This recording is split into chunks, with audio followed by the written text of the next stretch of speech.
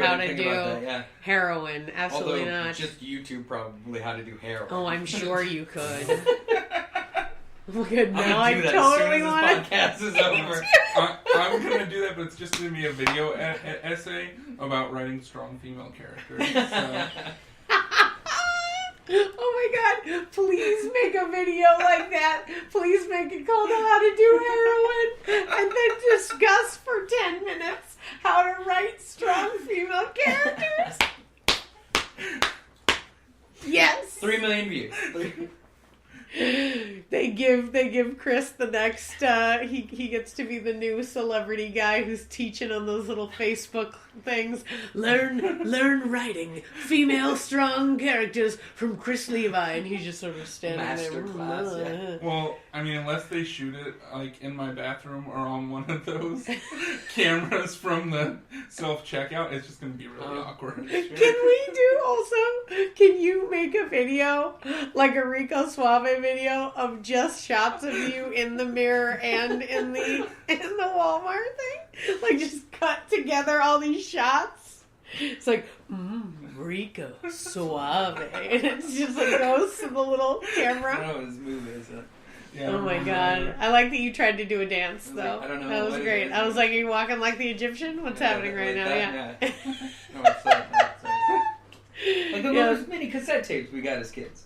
Yeah, oh my god, second reference to that in this podcast. 90 episodes in, and we've talked about it twice. Yes.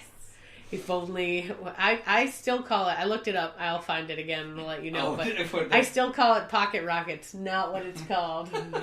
Not what they're called. Pocket rockets were a tiny vibrator back in the day. Yes. I thought a pocket rocket was like a tiny motorcycle. Yes, and it is. Okay. Yeah, it is. Yes, both. Those electric.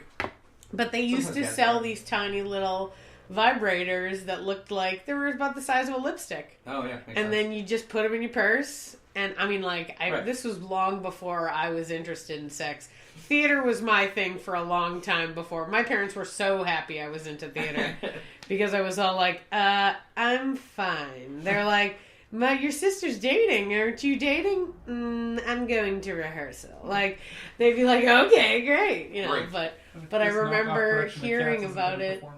This knockoff. We call it felines, okay? This song is about remembrances of the people in the other room. I think we got clearance for the music rights, but not the recording rights one time, so we couldn't use any audio for a thing. We just had to sing. I think that's it. I think that happened once. I would love to see an a cappella version of Cats. We can only afford the music. No costumes, no music, just a cappella. Students from some college. That's all I want. Oh my god, so funny. I've never seen Cats. Cats is still on Broadway, isn't it? I don't think it is currently. It's always like... Don't Google it. It was your phone down. No, that's not mine. Oh, alright. It's always on Bravo. And I always catch like 2 seconds of it. I'm like, don't get it. I wouldn't watch it either. At least once. Yeah. Maybe twice. I saw... That's where I saw... what's the guy with the razor blade? Edward Scissorhands. Sweeney Todd. Same thing. Yeah, same thing. I watched that on a 10-inch color TV in a kitchen one day because it came on. I was like, "What is this theater about? It's horror and music theater. Interesting. Go on." So good. On a tiny television, where you were in an apartment, you're supposed to be painting the walls. You stopped. I was a real weird kid. Like, we had a large TV in the living room, and I would watch TV shows on our black and white tiny TV in the kitchen dining area. Just, sit in front of it, and then... Were you by yourself, though? When I was watching it? Yeah. I was the only one watching that, yes, but people would have been watching something else on the other. Well, right, but, for instance, I realized that I went home for Christmas to my childhood home, and you know how, you forget, what the nooks and crannies of your old house, or like how big it is or small it is, whatever, Right. until you go back. And I went back and I was like, whoa, I forgot how big this house was and how many just random little spots there are to be. Mm-hmm. And there were only 4 of us, and we would just all go to our separate corners and never talk to each other. And like, I had a tiny TV like that too, but that was before, I mean, there were as many kind of TVs as there were, you know. I had a tiny black and white that I watched in my room, you know, because I was like, I don't want to talk to my family, you know. And when we went home, my sister's kids are all older, and so they would all just go to their rooms and be like, yeah, we're not talking to you. And I was like, okay, cool, see you later. That one went down there, and that one went up there, and there's still room. Like, that's the one thing about my house currently is it's one of those like open floor plans. So as soon as you're out of one, there are only 2 bedrooms. So when you come out, it's just like you're in the dining room, kitchen area. You're here. Sees the living room. Yeah. So when I've had roommates and stuff, you know, like my brothers live there, or if I had a girlfriend living with me, then it's like you can't get away from each other. Like there's no like just getting a break, getting a couple of minutes to yourself. It's just like everyone's there. yeah. But yeah, so when I was a kid, it was we had my parents have an old Victorian home, and so it's like you go upstairs and you're in a different world. Like there's 4 doors between you and everyone else. Like yes, I'm done. I can watch this black and white Sweeney Todd and be sweet, be awesome. That was in the kitchen. I'm a hound for food, so sit in that kitchen. The TV was on the microwave. It was perfect. You could microwave something, watching the TV, dings. You just open it right up. Don't have to move. There's like a little stool just for you to sit there. Yeah. No, there's a white stool that we got.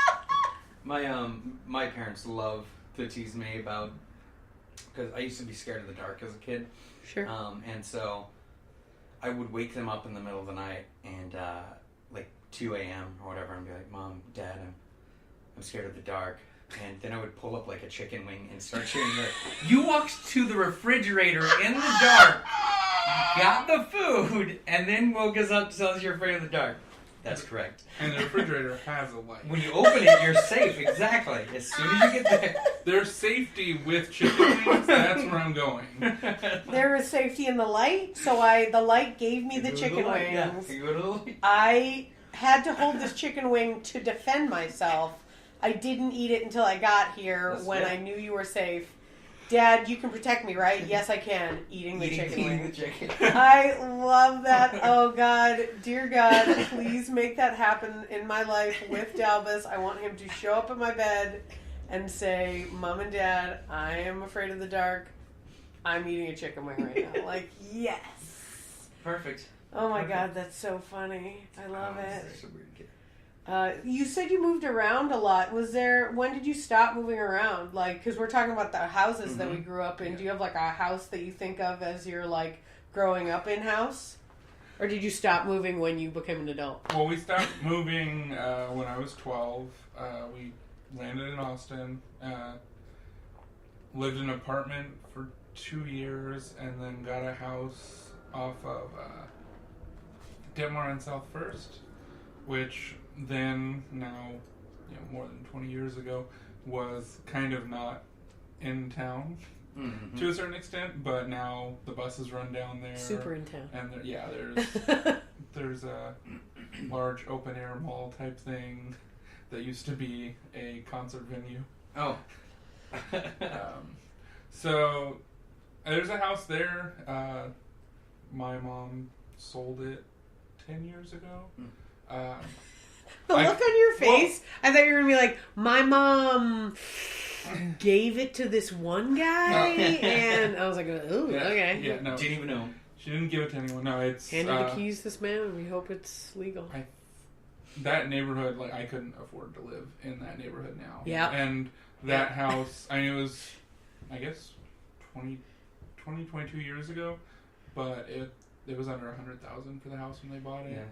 And I think it's worth like nearly 3 times that now.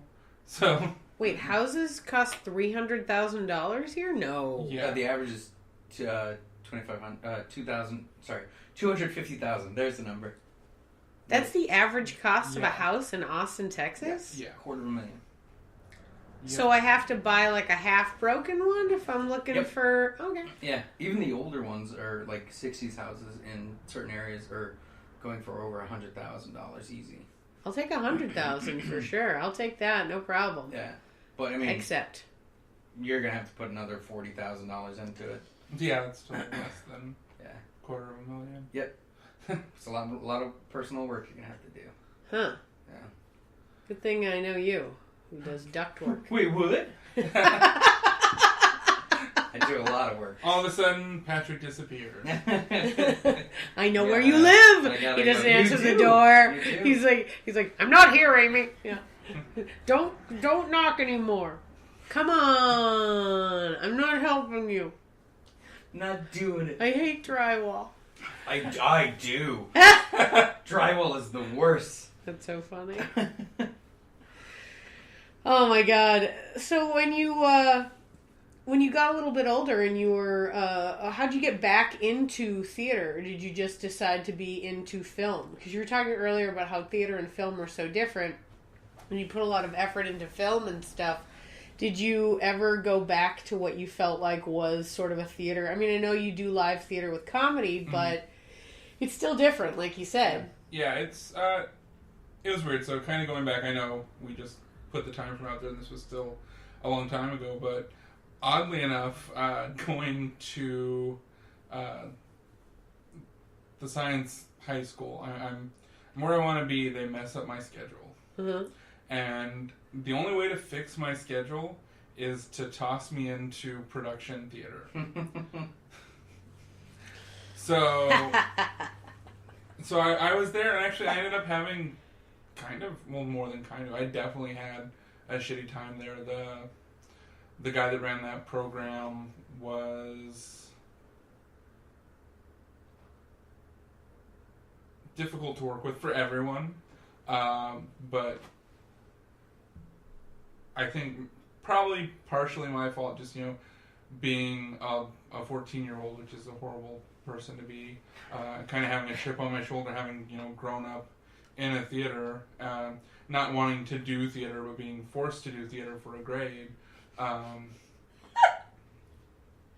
It was a bad situation, and it definitely solidified my decision at that point. But then, once I got into film more and storytelling that way, and I think my progression was I got into film and then I got really, really into TV. Lately I've been kind of on a kick of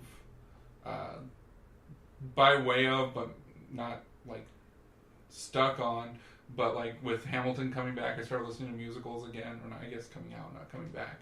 But it brought me back into realizing that I really enjoyed musical theater as a child, and I still enjoy that, the pageantry of it, and the singing, and, it's just something that I enjoy. If I could write a musical, I would. So I think, to roundabout answer your question, now I'm at that point where I'm I like theater again, but, I've always, in my own pursuits, I think, been more film-based, which is odd because there is one thing that I shot, and I asked one of my director friends for his opinion on it, and he said it was way too theatery. It's interesting how that is, though, that you're probably all the experience that you'd had, or everything that you were brought up with, has that theater thing. But I also did not realize how different they were in presentation style until very recently. I thought, oh yeah, I do live theater, I can just immediately be in movies. But it's it's almost you ever watch a movie and you're like, why are they whispering at each other? And it's that's what they do. I'm project. That's not what you do when you're in a movie. No, not at all. You don't sound project. guy hates you when you do it. Yeah, I mean, I'm the worst person, So it's oh, yeah, it's so interesting, that kind of detail. It was theater. Oh, that's fascinating. That your whole childhood would have permeated. That's so interesting, though. Did he give you specific ways? Because it's okay, I can learn from this to figure out how to make it less so. For me, the only thing that I have been trying to learn, and I only can learn it with each new experience, which, I don't have a ton of, but like, I will learn how to be quieter, how to like do smaller movements, that kind of